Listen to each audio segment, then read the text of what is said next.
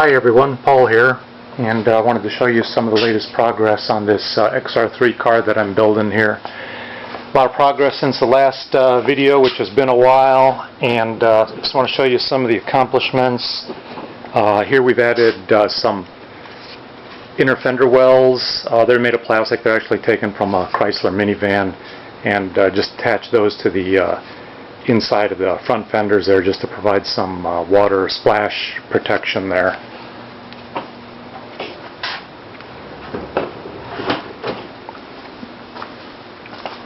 And I installed some of the front ground effects there around the front grille, just to get an idea of what that's going to look like. And obviously a lot more smoothing and bodywork needs to be done on this whole body. But we'll get to that next. I've also created these side valance panels, which are really more decorative than anything else. This one in particular doesn't serve any function. There's like an air scoop along the bottom here. It doesn't really serve any function other than for looks, but it does make the side of the car finish out nicely. And then inside the rear hatch here, you can see that I've been working on this rear fender. This is similar to the one that Robert Riley specifies, but I actually changed the design and shape of it to show a little more of the rear wheel rather than covering it up. And I also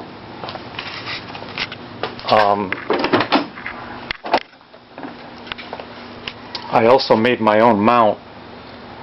This is a different design from the one specified in the plans, and this arrangement actually allows you to remove the rear fender without having to jack up the car, and that's why I set it up the way I did.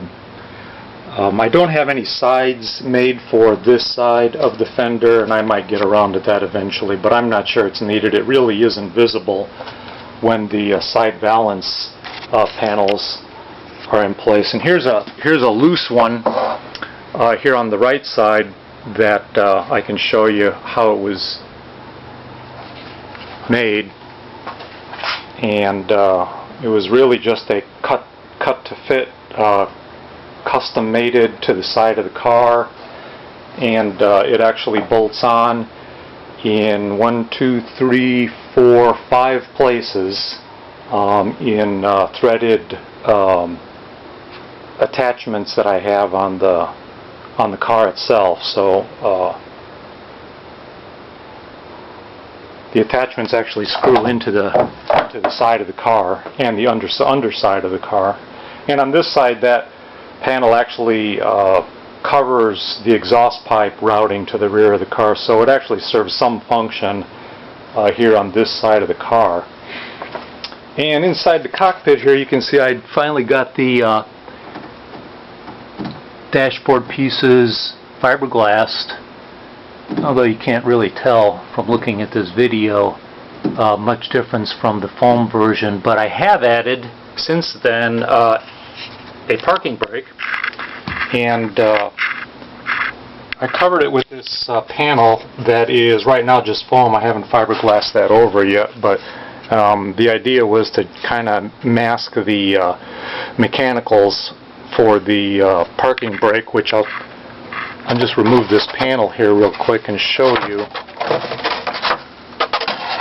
You can see the cable setup coming off of the parking brake, and that actually routes underneath the seat back to a hole in the rear bulkhead that comes out and routes the cable to the rear disc brake.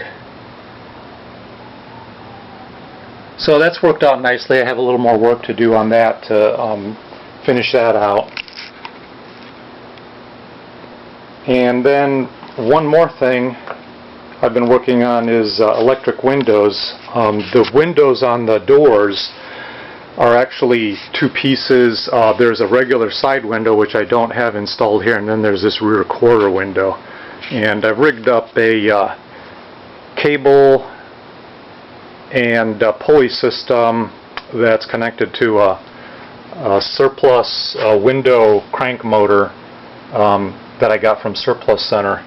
And it's just a connection that allows the rear quarter window to be raised and lowered electrically, and it actually works pretty well.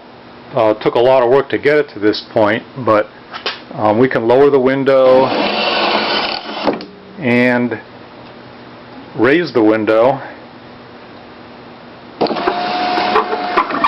with a button just like you would on most modern cars that you buy. I do have some limit switches which I don't have installed right now, but I do have the provisions to mount the limit switches to just provide a little bit of stress relief on the cables when it goes to full open and full closed position.